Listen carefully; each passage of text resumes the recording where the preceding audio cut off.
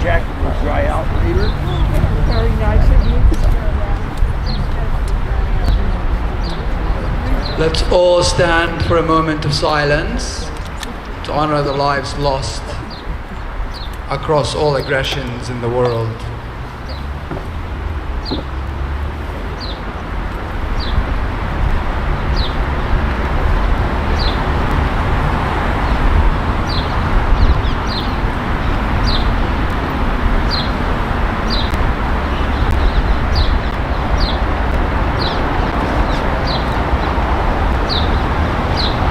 Thank you.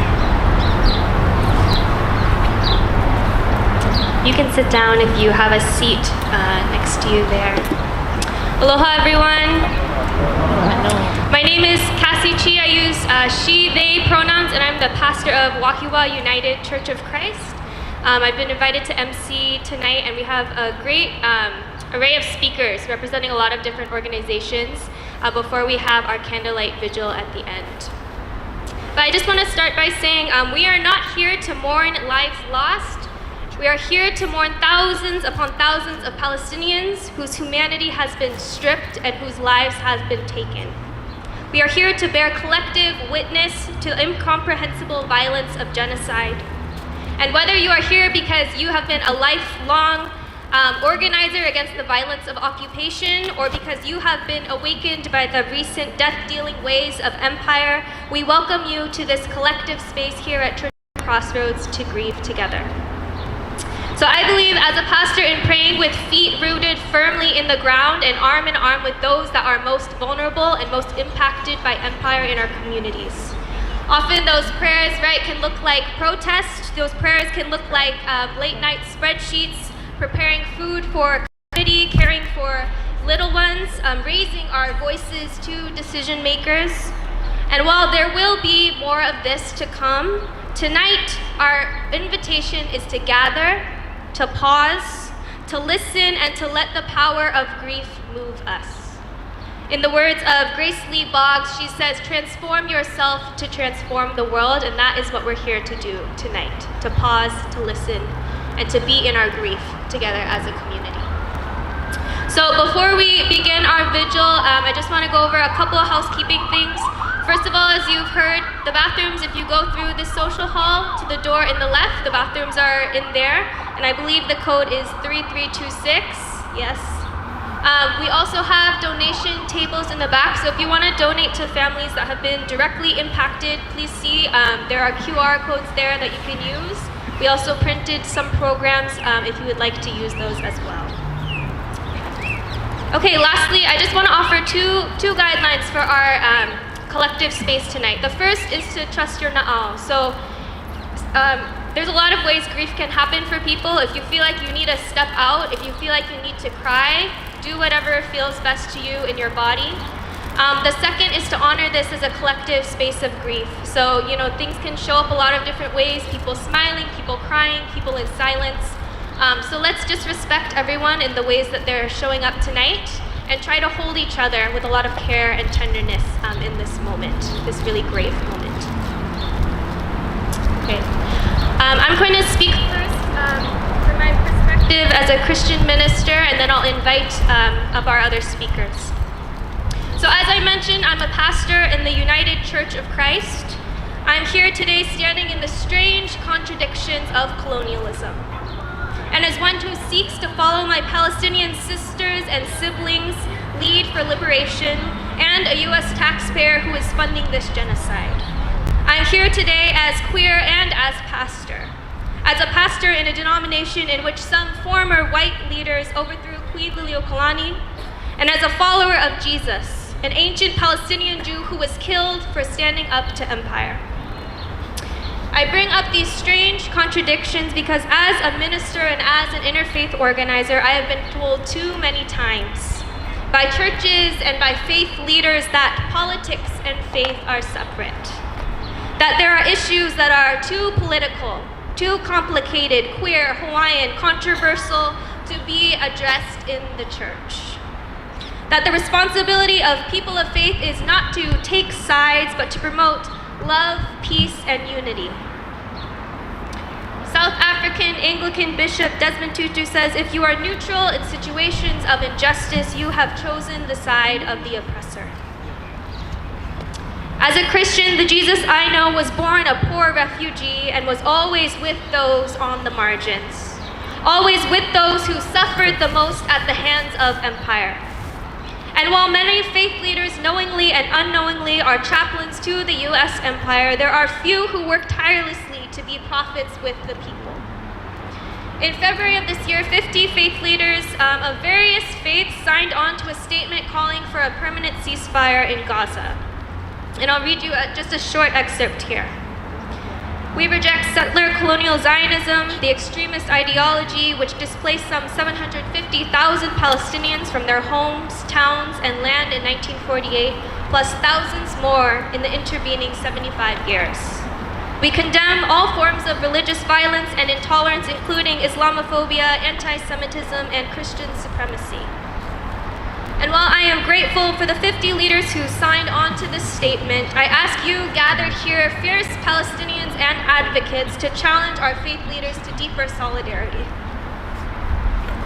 While I was preparing for this, I was reminded that after the overthrow of Queen Liliuokalani, multiple Hawaiian churches ousted their own ministers for supporting the overthrow of the Queen.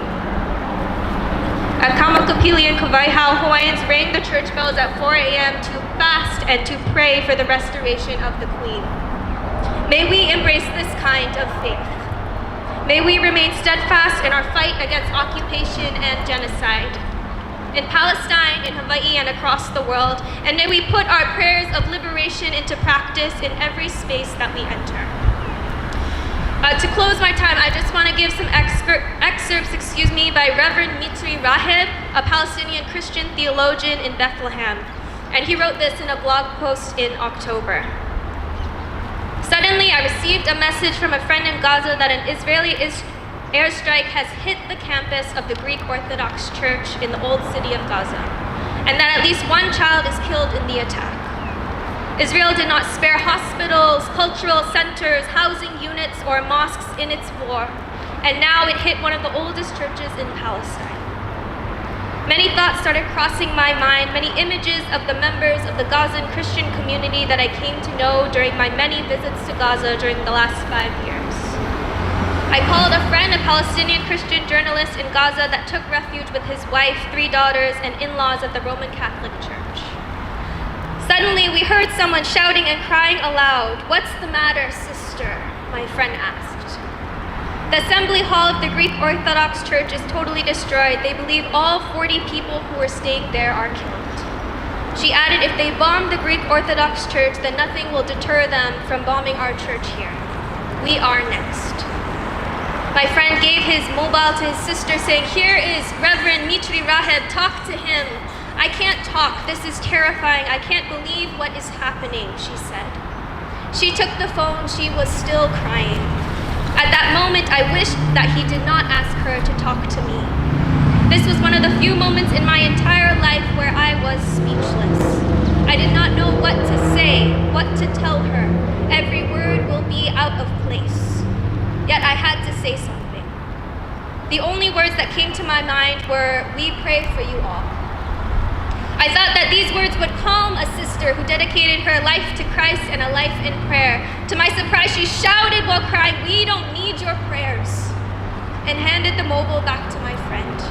Her words still ringing in my ears, "We don't need your prayers."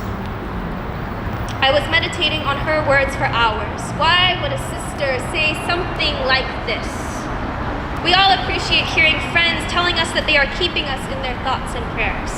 I am sure that at that critical moment, my words sounded like a cliche, cheap, an answer that did not correspond to the gravity of the situation. Yet the more I thought about it, the more I started understanding her answer. In this context of a war crime committed against the civilian population of Gaza, what is needed is more than prayer. What is needed is advocacy. What is needed is political action. What is needed is for people to go on the streets demanding an end to this aggression.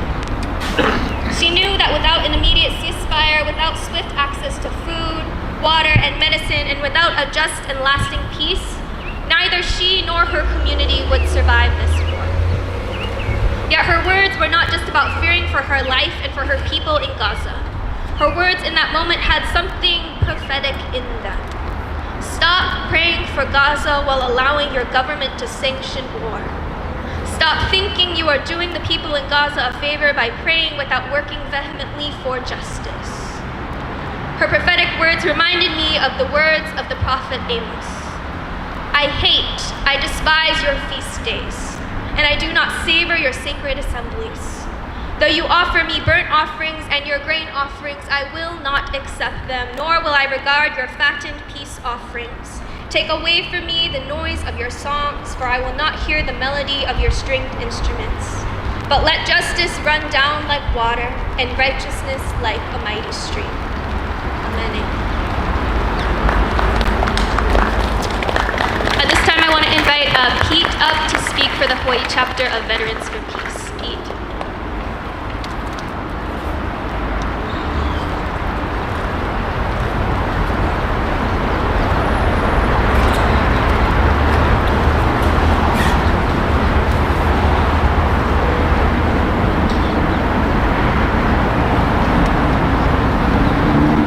Aloha mai kako.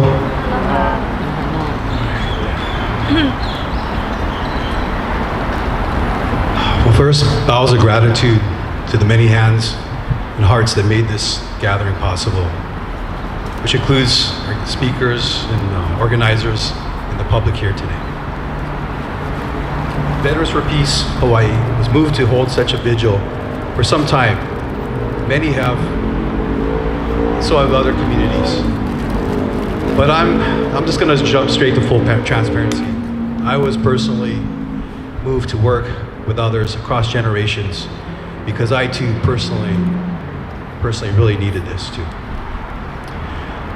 So I'll just tell you, not long ago I received a random phone solicitation for donations for the Palestinian cause from an aid group I've donated before.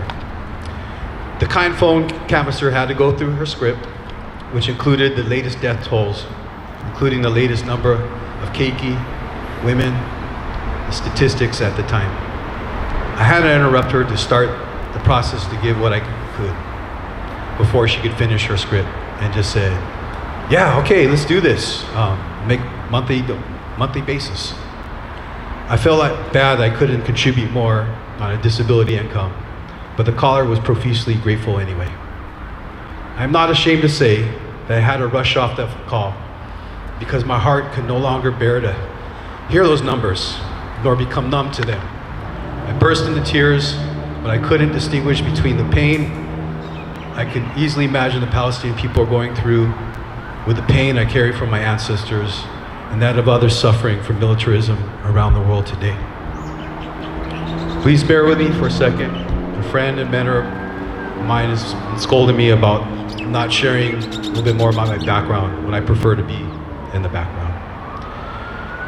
I'm the product of wars and occupation, the son of an orphan Ashkenazi Jewish Marine who enlisted in the pretense of fighting authoritarianism for 27 years, including World War II, Korea, and Vietnam, and an indigenous Uchinanchu or Okinawan mother who hid in the caves with our family during the hell of war while my father was a teenager on the other side of the bloodbath.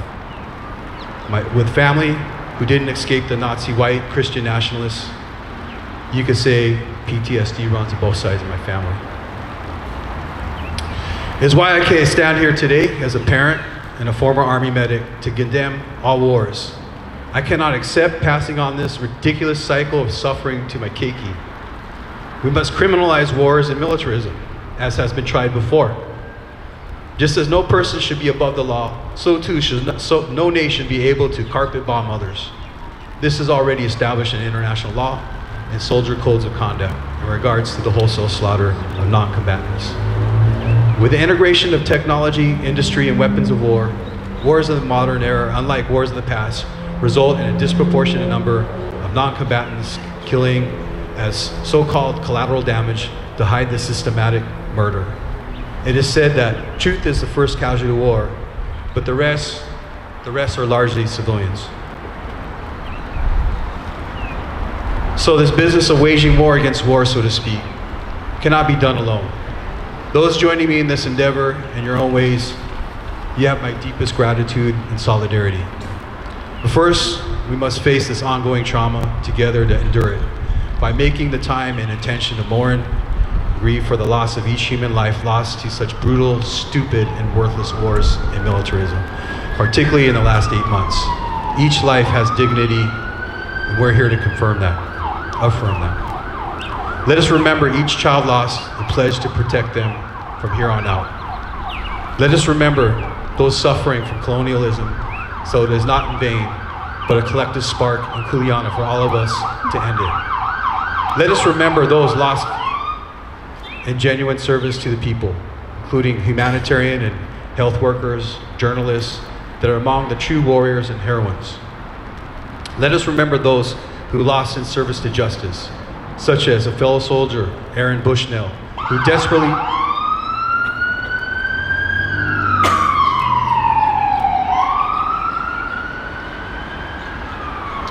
Let us remember those who lost in service to justice, such as a fellow soldier, Aaron Bushnell, who desperately chose the ultimate sacrifice and the cause for freedom when he self-immolated to bring attention to the bloodbath he did not serve, enlist to defend. Aaron didn't set out to martyr himself, but rather to selflessly and courageously bring attention to the Palestinian people. So in his honor, so will I. And beyond remembering and not forgetting these precious souls we honor today, let us pledge to be the change and not tolerate this practice of modern warfare, nor a sword economy over a plowshare's economy, so to speak. Nothing can justify, not even October 7th can justify what is going on now and for the last decades in Palestine. We remember all those lost to wars of religious intolerance and pledge to ban this practice forever. Mahalo nui loa for hearing me out. This movement for peace will require all of us to work together in our own ways across generations and geography, as does our collective healing. I close with the Okinawan proverb, Nuchidu Takara, life is our treasure. Thank you for your commitment to protect it. Mahalo pia, maluhia me kapono, and aloha ena, namandavus.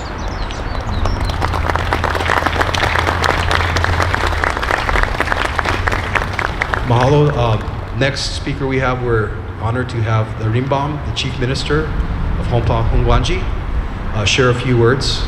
If you could welcome Reverend Yuika Hasebe, who didn't waste a second to offer to come and share a few words. If you can help in welcoming Reverend Hasebe, please. Thank you.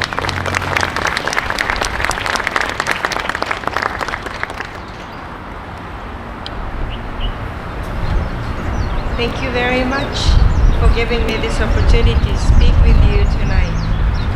I am Yuika Hasebe, Chief Minister of Hompa Honganji Hawaii Betsaim Buddhist Temple.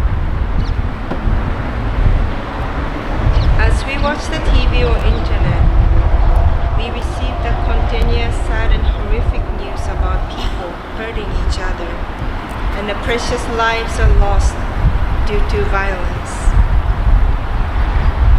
Driven by anger, hatred, and fear, people hurt each other. And the firing rage of hatred towards to the powerless, innocent, and devastated ones who doesn't have protection for themselves and for their loved ones, one who don't know how to protect themselves and their loved ones. The collection of Buddha's word, Dhammapada, preserved the voice of Shakyamuni Buddha. The number of 129 and 130 revealing about the truth of violence. Quote, all tremble at violence, all fear death, seeing others as being like yourself. Do not kill or cause others to kill. All tremble at violence. Life is dear for all. seeing others as being like yourself. Do not kill or cause others to kill. Over the long history of Buddhism, the words still touch our heart. We are all the same. We all fear and tremble at the violence. The life is dear and precious to all of us. This is very simple reality of human being, and the words survived over 2,500 years because it is the words of truth. Tonight, may we together extend our thoughts to people who shedding tears and living in fear now. May great compassion always embraces us, guides us and help us to cultivate inner peace, and they give us strength to work to the peace of the community and the world. As a conclusion of this short message, I would like to also introduce one more hymn from Dhammapada. Hatred never ends by hatred. By love alone does it end. This is an ancient truth. Thank you very much.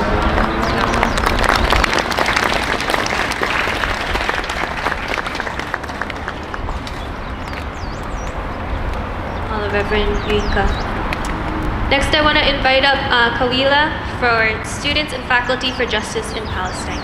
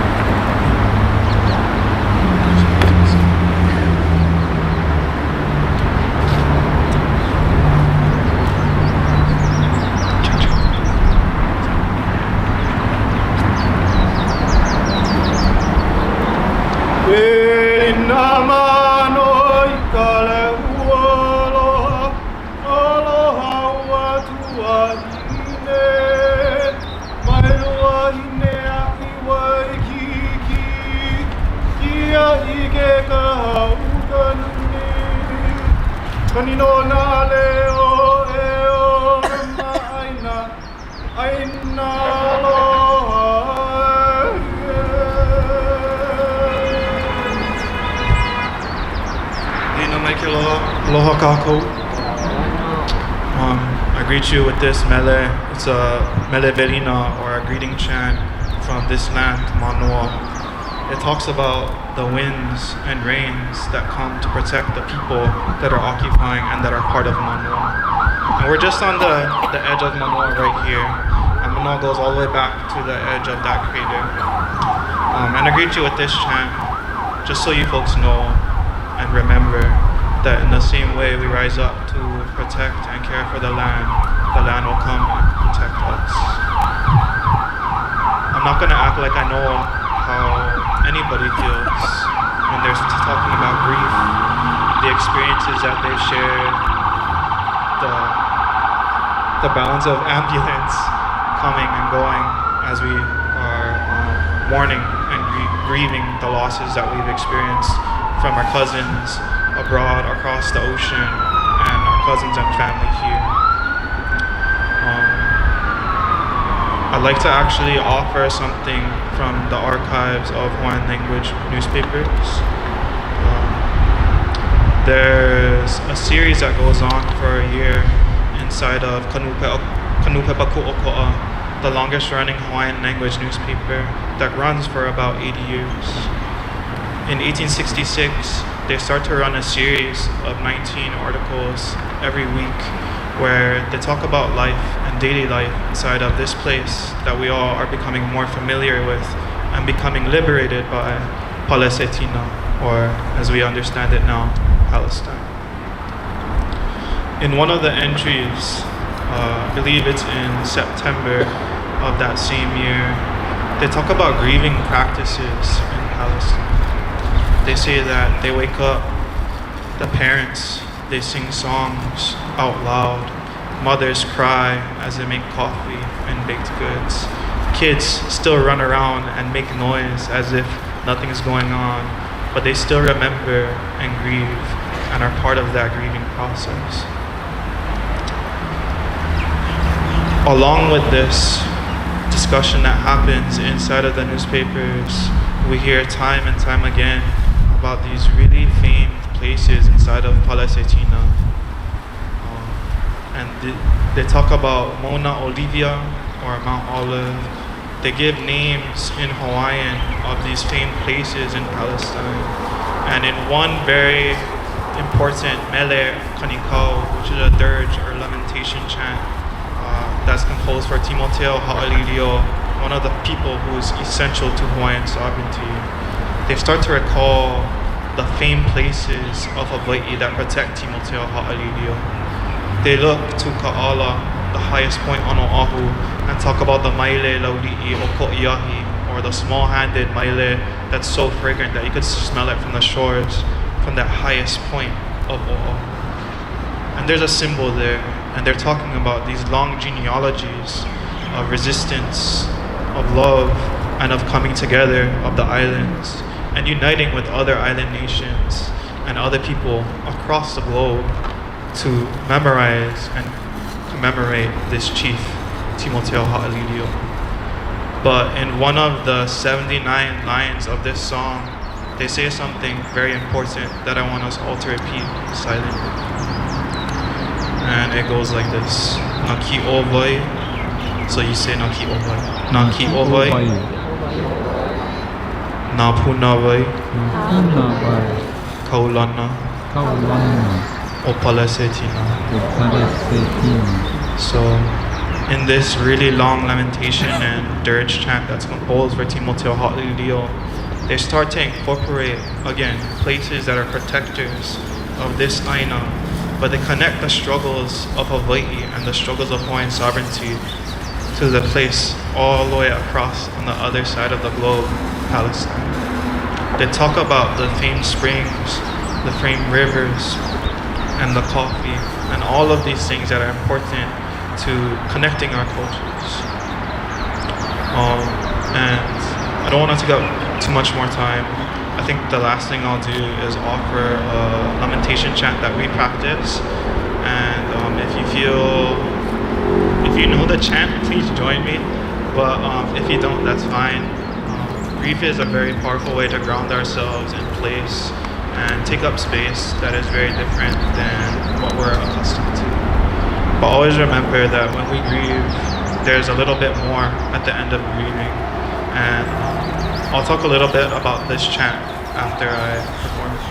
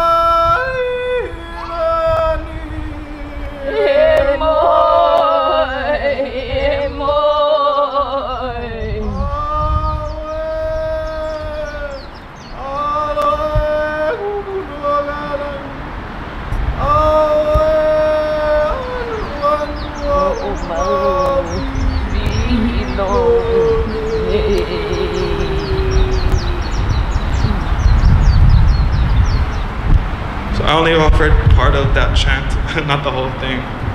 But again, this is a grieving chant that we offer that sends the people that we care about, the relationships we have with them, the connections we have with them, to the sun, to the far setting sun. And it talks about how our bones become so cold because of this passing. And I want you all to remember that kind of process. When we send our mourned ones off, we send them to the sun. But every time the sun rises, they're with us. So every time you look up to the sun and the stars, remember those kupuna, those keiki, those elders, those children, the far distant antiquitous ancestors of all our people. Those are the people that come and rise with us. Every time you see the sun, every time you see the stars, every time the sun sets, they're with you. Aloha.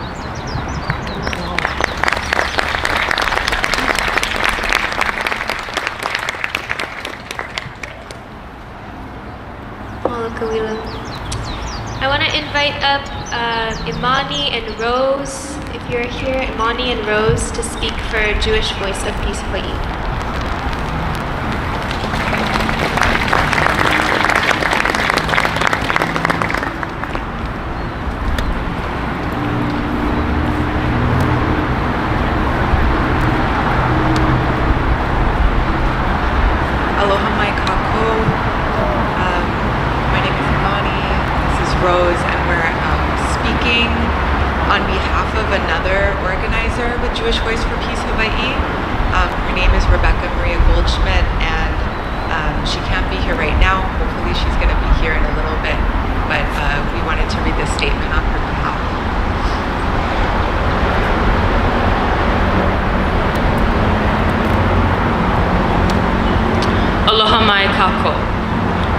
My name is Rebecca Marie Goldschmidt from Jewish Voice for Peace-Hawai'i.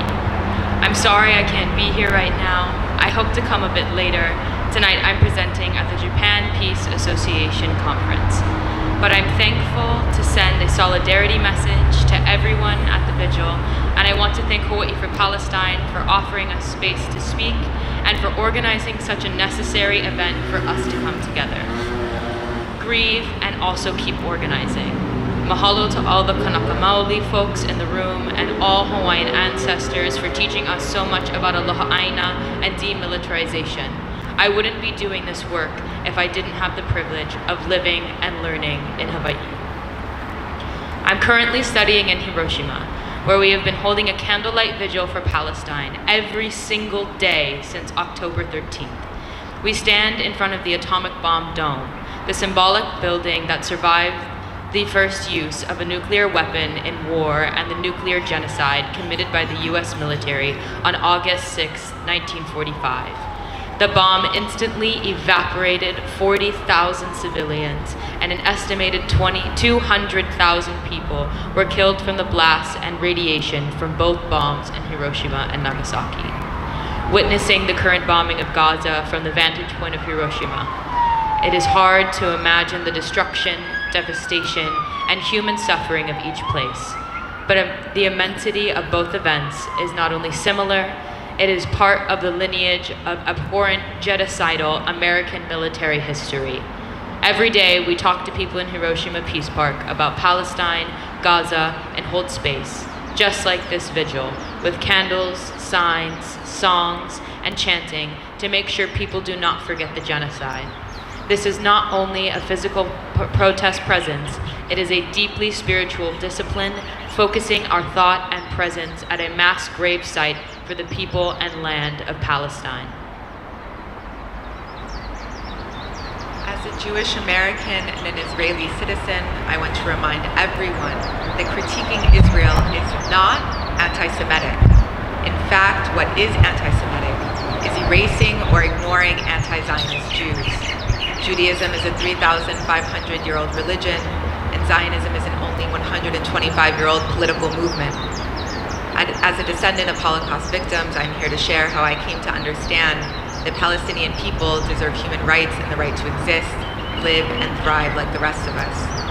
Growing up in a Zionist school in Chicago, we were taught that Israel was our homeland, which provided us with a sense of safety, family, and the passport offered us a place to go if the anti-Semitism of Europe were to return. But we grew up in the 1990s, the time of peace talks, handshakes, Sakharadin, Yasser Arafat, and the constantly burst bubble of a potential solution for true peace. We heard news of bus bombings, suicide bombings at cafes, and stabbings, violence which was always attributed to terrorists. Growing up, I never heard the word Palestine. We didn't know anything about Palestinian people, the first or second intifada or the occupation.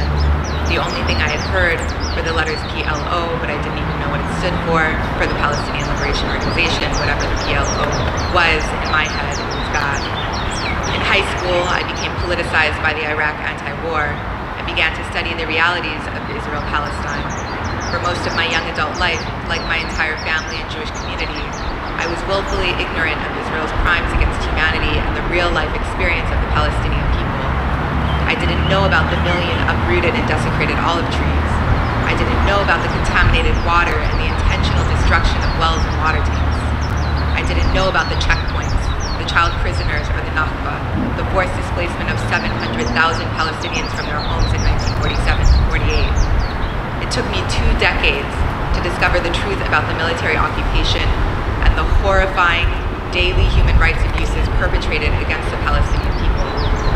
I didn't know that all of these abuses added up to apartheid, as confirmed by Human Rights Watch, B'Tselem, and Amnesty International.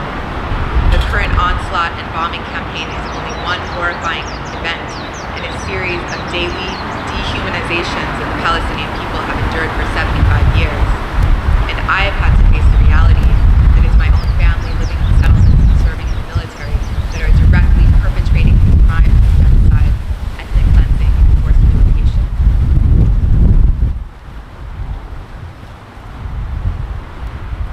In 2013, I went to Israel for a family reunion and took a study tour with Ir Amim, which works on equality issues in Jerusalem.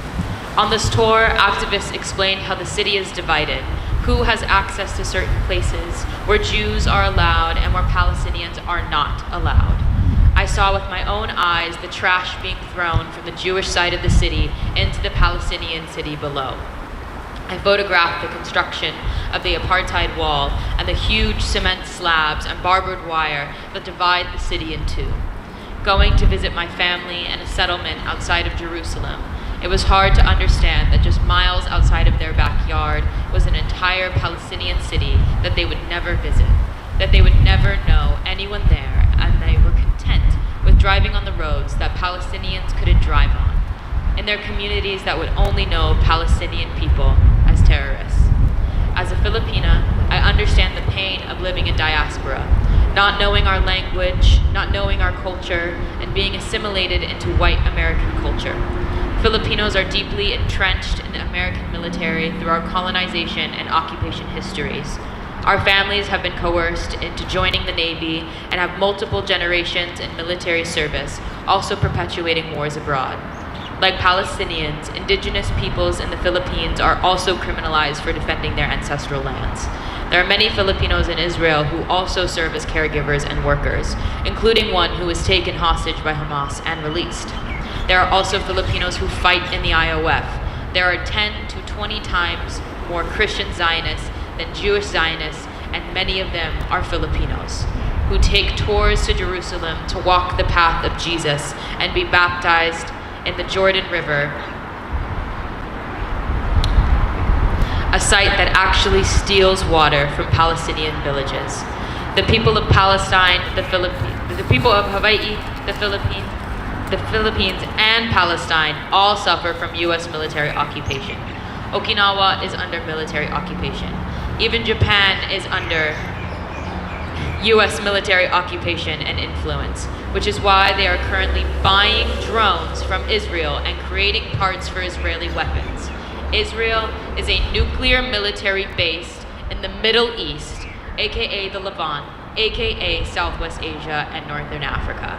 Palestine is a testing ground for weapons that the US and its allies in the Indo-Pacific are preparing to use in a war with China.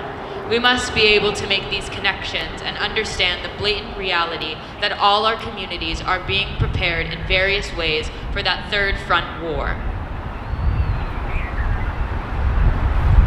The only way to free Palestine and everywhere is to dismantle the insidious web of military investment, divest our communities from complicity, and build strength and safety between us. That's where we need you. We need you at JBP. We need you at Hawaii for Palestine. We need you at our press conference. We need press conference to cancel RIMPAC, at our events, making food, making lei, reposting, talking story with your friends and family. power organizing and building our communities to support each other in this work, which has already happened to make the ceasefire a reality. This is a personal ask to each and every single one of you, even if this is your first event or you grew up in Palestine solidarity work. We need you, your voice matters. Please take the time tonight to figure out how you can plug in and what you can do starting now. This is a long haul fight, and we're so happy to be working with you on the most beautiful expression of love, justice, and liberation for our Palestinian siblings and for us all. It's not complicated. Israel is an apartheid state with unconditional support from the US military, and they are currently committing an unchecked genocide using our taxpayer money, murdering thousands upon thousands of people, especially children. We can't take it anymore. From Hiroshima to Honolulu to Gaza and the West Bank, we will be free. Cancel RIMPAC, save the whales, free Hawaii, free Palestine.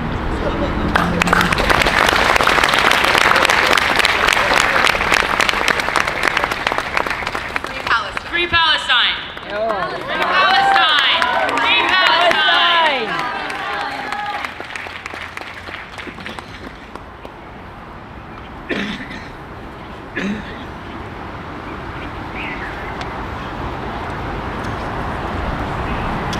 Let me invite up next Masar from Hawaii for Palestine to come up and speak. Masar.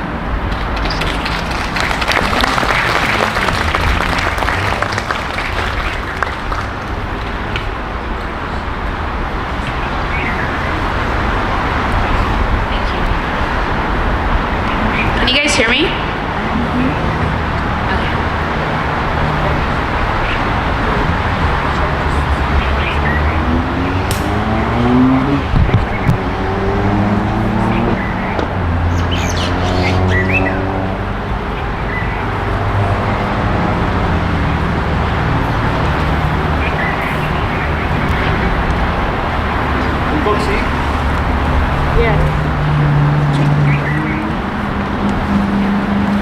Okay, how's now? You guys can hear me?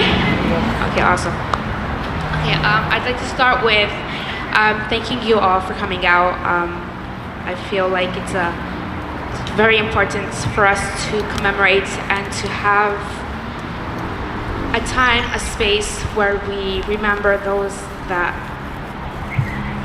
I wouldn't even say lost, because they were taken away from us. They were just ripped out of our arms, and it's really overwhelming. And every day I'm on Instagram, I'm on the news, and I just see what is going on, and it hurts me. It really does, especially since I have 4 little ones, and you know, when I look at them or when I see videos of little kids and what's happening to them, I only envision my kids being in their space, in their place, and that happening to them. I immediately have to shut down Instagram. I get out of the page. I have to get up and do something. Initially, when we started Hawaii for Palestine, it was because people in Hawaii wanted to be close to the news that is happening in Palestine. Later on, it started because it kept on going because people were outraged. When we call it Hawaii for Palestine, it literally means Hawaii for Palestine, because Hawaii itself is going through occupation. Palestine is going through occupation. We share the same occupation. We share the same occupation that's going all around the world. That's happening in Sudan, that's happening in Congo, that's happening in places that we don't even hear of. Later on, I found out too that we all have occupation that we personally go through, and how much I actually fell so much into the fight for Palestine, not just being Palestinian. Being Palestinian, I was born into it. I was born into the resistance. I was born into wanting a freedom for myself, for my kids, for my future. And I felt like it hit me when I found out that I was going through oppression myself. That every time that I walked, I took a step, that every decision that I made, I'm like, this is what Palestine is going through, and it's not right.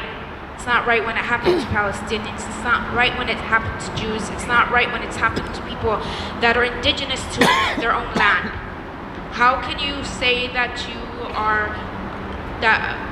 a group of people are terrorists when they are fighting in their own land? How can you don't talk about politics when America is aiding it, is funding it? It's not politics, it's basic human rights. It's basic human rights to want to live. It's basic human rights to want to have the freedom to go and come without being stopped. It's basic rights not being stripped of your identity. Feeling that you have to change your name, feeling like you have to change your identity when you go to the mainland and the places that you go to, and people are like, who are you? Who is this person? Why is she wearing like this? Why does she look like this? Why is the color like that? You know, and that's not how it should be. We should show love for one another. This is what we are, and it's sad to see that the Gazaans have to go through this. It's sad to see that the Palestinians have to go through this. But little do they know that they're the ones that are uprising us. They're the ones that are instilling that love and that fight for one another to help each other. And together I feel like we are Hawaii for Palestine, all of us. Everyone that's sitting down here, we make up Hawaii for Palestine. We couldn't have done it without your guys' fight. We couldn't have done it without your guys' energy and support. And for that, I want the whole world to know that the world is for Palestine. Thank you so much.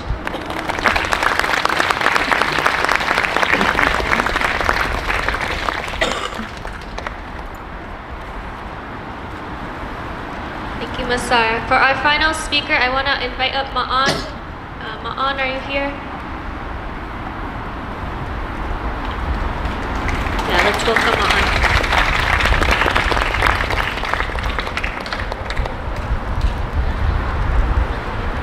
So after Ma'an speaks, we'll have a couple of prayers and then we'll go into our vigil time. Ma'an, the mic is yours.